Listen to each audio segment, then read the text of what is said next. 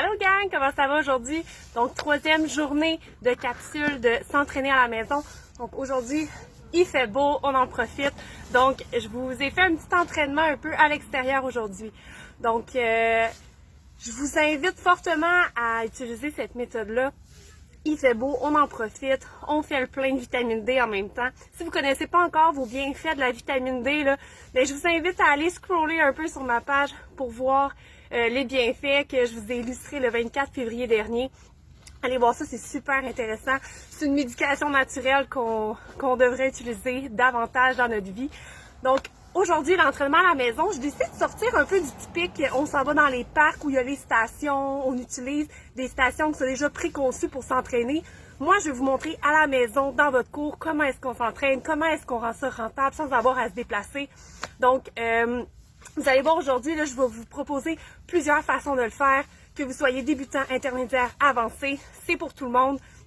On a juste à faire quelques ajustements par la suite. Donc, n'hésitez pas à m'écrire encore si vous avez des questions, des suggestions, des commentaires. Je suis là pour ça. Je continue à vous faire des capsules.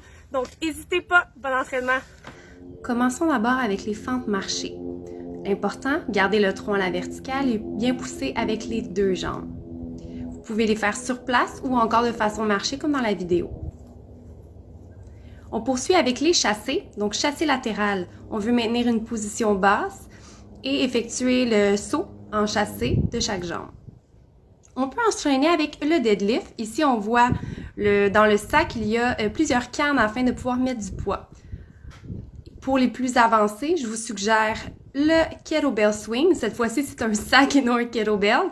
Le mouvement doit vraiment provenir du bassin, donc des hanches, et l'engagement rapide des fessiers est vraiment important. On poursuit avec une version modifiée du jumping jack. Donc, si vous évitez les sauts ou encore avec saut, assurez-vous d'avoir une belle absorption des chocs en bien pliant les genoux.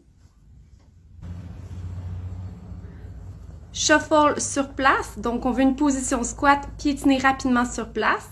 Vous allez pouvoir le voir mieux sur une position de profil. Donc, belle position et on piétine rapidement sur place. On poursuit avec une planche rotation. Ce qu'on veut, c'est garder une belle position de planche à chaque instant. Donc, on tourne le corps en entier avec contrôle.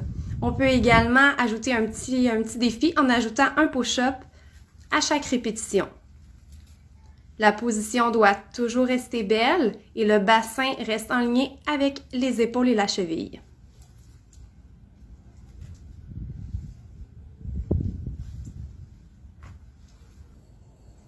Les stop and go sont une façon très intéressante de travailler son cardiovasculaire. Donc, dans ce cas-ci, j'ai utilisé des cannes que j'ai apposées au sol et je viens toucher chaque canne une à la fois. Ça peut se faire en marchant ou en courant. L'important, c'est d'y aller à son rythme et surtout d'y aller de façon constante. Et on termine finalement avec la marche de l'ours. Donc, on se positionne à quatre pattes, on décolle les genoux et on maintient toujours 90 degrés dans la hanche et dans le genou en effectuant des petits pas, bras et jambes opposés.